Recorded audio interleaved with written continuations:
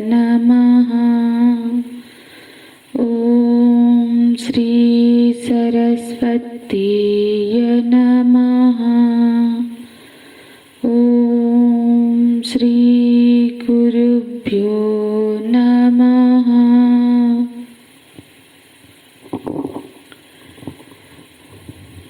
श्लोक नंबर 37 से पाठ करेंगे। तस्मान्नाराभयं हन्तुं धार्तराष्ट्रान् स्वबान्धवान् स्वजनं हि कथं हत्वा सुखिनः स्याम माधव।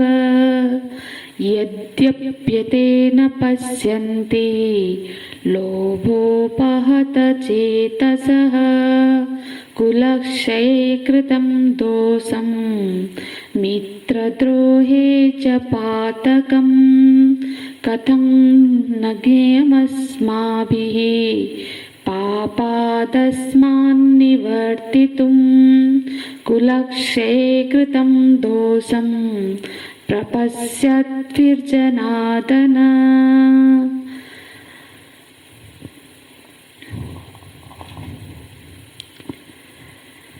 श्री अर्जुन जी के अब मत में, उनके मनोवृत्ति में परिवर्तन आ रहा है। अब उनको युद्ध अनिश्चित लग रहा है। उनको मालूम पड़ रहा है कि युद्ध उचित नहीं है। और क्यों उचित नहीं है, तो वो उसका अपना जो विचार है उसके प्रति कि क्यों युद्ध उचित नहीं है, वो उसको प्रस्तुत करते हैं। क्योंकि जैसा हम पिछले कक्षा में भी थोड़ा सा चर्चा कर रहे थे, युद्ध जहाँ पर भी दुनिया में कभी यदि युद्ध हो रहा है, हुआ है, तो उसमें देखा गया है कि एक तो उसके पीछे प्रेरणा पहला ये होता है कि साम्राज्य का विस्तार करे। मतलब जो साम्राज्य विस्तार की महत्वाकांक्षा होती है एक राजा में। हालांकि ये नैतिक धर्म है राजा का, मतलब हमारे शास्त्रों में इसका स्वीकृति है। कोई राजा है और वो अपने साम्राज्य का विस्तार करना चाहता है, ये कोई अनैतिक कार्य नहीं माना जाता है। इसलिए तो हम पुराणों में, शास्त्रों में अश्वमेध यज्ञ, राजसूय यज्ञ आदि का हम वर्णन सुनते हैं। क्योंकि इससे क्या होता है कि एक जो राजा है उसके दूसरे जो छोटे छोटे राज्य है उसके मतलब ध्वजा के शासन में, उसके अंदर वो ना स्वीकार कर लेते हैं कि हम आपके शासन को स्वीकार करते हैं। हालांकि वो अपने राज्य में खुद शासन करते हैं, पर वो कुछ कर के रूप में उस राजा को कुछ भेज देते हैं और उसका एक तरह से वो लोग मित्र बन के रहते हैं हमेशा। तो पर यदि कोई वो स्वीकार नहीं करता है तो फिर वो उससे युद्ध करता है और परास्त होने पर वो उसका राज्य भी उनके राज्य में मिलित हो जाता है। ये सब तो शास्त्र सम्मति है। राजा अपना प्रजा का विस्तार, भूमि का विस्तार करता रहता है। इसलिए तो बोला गया है कि वीर भोग्य वसुंधरा। ऐसे हमारे वेदों में, शास्त्रों में वर्णन है। तो साम्राज्य विस्तार की कामना से एक तो युद्ध होता है और दूसरा प्रेरक है कि जो मनुष्य के मन में प्रतिशोध की भावना होती है। प्रतिशोध की भावना से कई बार हमने देखा है कि युद्ध हुआ है। तो जो युद्ध में ये जो प्रतिशोध की भावना होती है, ये एक नैसर्गिक भावना, ये हर मनुष्य में होती है।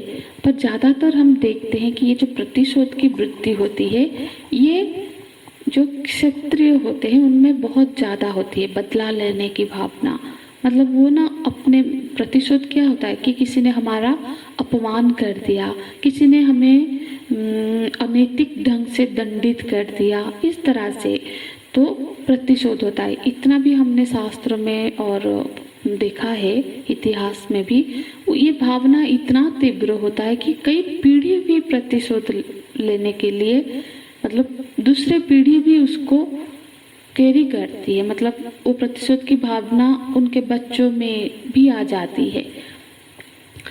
तो शास्त्रों में तो बहुत उदाहरण है, अंबालिका उनका भी हम देखते हैं, भीष्म पितामह की, और उसका जो प्रतिशोध की भावना थी। जैसे राजा उत्तमपाद है, जो उत्तमपाद के दो पुत्र थे।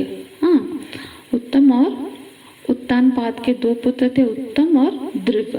तो वो दो पत्नियों से दो पुत्र थे, पर देखो ध्रुव उस समय सिर्फ 5 साल के थे, फिर भी उनमें, क्योंकि वो क्षत्रिय है, तो कितना उनमें वो उसको पचा नहीं पाए। जब उनके पिताजी ने उनको उनके गोद में नहीं बिठाया, तो ये जो अपमान था वो उसको बर्दाश्त नहीं कर पाए, और 5 साल का बच्चा मतलब इतना ज़्यादा उससे प्रभावित हुआ कि वो तप करने चला गया। मतलब इस तरह से ये जो क्षत्रिय में वो भावना अत्यंत ज़्यादा होती है, वो पचा नहीं पाते हैं उसको। हालांकि ऐसा नहीं है कि दूसरे वर्णों में, मनुष्यों में ये नहीं होती है, पर ये जो बर्दाश्त करने की क्षमता होती है वो किसमें कितना होती है उसका तारतम्य है। ब्राह्मणों में भी नहीं, अपमान तो ऐसे भी किसी को भी अच्छा नहीं लगता है। ऐसा ब्राह्मण भी ऐसा नहीं है कि वो बर्दाश्त कर लेता है या फिर प्रतिशोध नहीं लेता है, पर जितना ज़्यादा क्षेत्र में होता है, जिस तरह का प्रतिशोध वो लेते हैं, तो दूसरे जो वर्ण के लोग हैं उनमें वो उसका तारतम्य है, वो ऐसे नहीं करते। तो एक तो अर्जुन जी क्षेत्रीय भी है। तो हम ये जो चर्चा कर रहे हैं, हम देख रहे हैं कि ये जो दोनों प्रेरक है, युद्ध के लिए जो प्रेरक कारण है, क्या अर्जुन जी पे ये घट रहा है? क्योंकि अर्जुन जी के जो वाक्य से उनको जो हमको ऐसा दिख रहा है कि ये दोनों ही चीजें उनमें नहीं है। जैसे कि वो बोल रहे हैं कि न कांक्षं विजयं कृष्ण, न कांक्षे विजयं कृष्ण, न च राज्यं सुखानि च। हाँ, तो इस तरह से मतलब वो खुद ही बोल रहे हैं कि मुझे ये जो साम्राज्य विस्तार, ये जो राज्य, ये धरती का सुख, ये सब मुझे नहीं चाहिए। तो इससे तो यही हुआ कि उनके पास ये पहला जो प्रेरक है युद्ध के लिए, वो उनके पास नहीं घटता है। और दूसरा जो और इसीलिए तो वो बोलते हैं अभी त्रैलोक्यं राज्यस्य, और साथ ही साथ वो प्रतिशोध भी की भावना भी से भी युद्ध नहीं कर रहे हैं, क्योंकि हालांकि क्रोध तो था, उनके साथ जो अन्याय हुआ है उसके प्रति क्रोध था, पर कभी कहीं पे भी हमने नहीं देखा कि वो धृतराष्ट्र के पुत्रों के प्रति प्रतिशोध परायण है। हालांकि प्रतिशोध का वृत्ति भीम जी में है, इसीलिए तो वो प्रतिज्ञा कर लेते हैं कि मैं दुर्योधन का जंघा तोड़ दूंगा, प्रतिज्ञा करते हैं कि मैं दुशासन के छाती को फाड़ के उसका लहू पान करूंगा, द्रौपदी के केशों का उससे स्नान करवाऊंगा। इस तरह का प्रतिशोध का भावना हमने भीष्म जी के वाक्यों में देखा है, पर उनमें ये भावना प्रबल दिखती है। पर अर्जुन जी में हमने प्रतिशोध की भावना भी नहीं देख रहे हैं। अर्जुन जी को असल में व्यक्तिगत कामना तो श्रेय की है, इसलिए तो बोलते हैं न च मैं श्रेयं पश्यामि। तो वो बोल रहे हैं कि न च श्रेयं अनुपश्यामि, कि मैं इनको मार के ये युद्ध के परिणाम में मुझे श्रेय नहीं दिख रहा है। कान्हा वो श्रेय के काम रखते हैं, वो श्रेय की कामना करते हैं। एक तो श्रेय की कामना करते हैं, और व्यवहारिक दृष्टि से जो ऐश्वर्य चाहते हैं वो सिर्फ अपने कर्तव्य कर्म का निर्वाह के लिए चाहते हैं। इस तरह से इसलिए बोलते हैं एतान हन्तु न इच्छामि, मैं इन लोगों को मारने का इच्छा नहीं कर रहा हूँ। हाँ, नहीं चाहता हूँ कि मैं उनको मारूं, क्योंकि वो श्रेय के का आकांक्षी है। तो बोलते हैं कि आगे के श्लोक में कि हे भगवान, इन जो धृतराष्ट्र ने जो धृतराष्ट्र के पुत्रों को मारने से हमको कोई सुख नहीं दिख रहा है, बल्कि ये आतताई है, ये सही है, पर ये क्योंकि हमारे बांधव है, हमारे परिजन है, इनके नाश से, इनको मारने से हमको पाप ही लगेगा। तो फिर वो बोलते हैं हे माधव, ये जो सारे दुर्योधन आदि धृतराष्ट्र के पुत्र है वो हमारे बांधव है, और उनके मार के जो हमको कोई सुख, हम कभी सुखी नहीं रह सकते। तो यहाँ तक उनकी एक जो वो श्रेय चाहते हैं और ये युद्ध नहीं होना चाहिए, इसकी युक्ति में अर्जुन जी ये बातें बताते हैं। और अब आगे के जो 38वें श्लोक से और आगे के श्लोकों में अर्जुन जी यहाँ पे शास्त्रीय बातें कर रहे हैं, मतलब शास्त्र के अनुमोदन से क्यों युद्ध नहीं करना चाहिए उसका यहाँ पे तर्क दे रहे हैं। तो इससे यही उनके वक्तव्य से यही साबित होता है कि अर्जुन जी ना केवल एक योद्धा है, बल्कि वो एक शास्त्रज्ञ भी है, शास्त्र के अच्छे जानकार है। हाँ, बहुत मानो कि उन्होंने बहुत सत्संग किए हैं, बहुत साधु संतों का उनके संग से उनमें ये शास्त्र की ज्ञान है, वो धर्म क्या है वो उनको पता है। तो बोलते हैं कि हम 38वां श्लोक देखेंगे। बोलते हैं यद्यप्यते न पश्यन्ति लोभोपहत चेतसः कुलक्षये कृतं दोषं मित्रद्रोहे च पातकम्। बोलते हैं यद्यपि एते न पश्यन्ति, हे भगवान, यद्यपि एते न पश्यन्ति, एते माने ये लोग, हाँ, ये जो सारे लोग अभी युद्ध के लिए खड़े हैं और तत्पर है, इतना व्याकुल हो रहे हैं युद्ध करने के लिए। यद्यपि, हालांकि ये सारे लोग न पश्यन्ति, ये सब नहीं देख पा रहे हैं। क्या नहीं देख पा रहे हैं?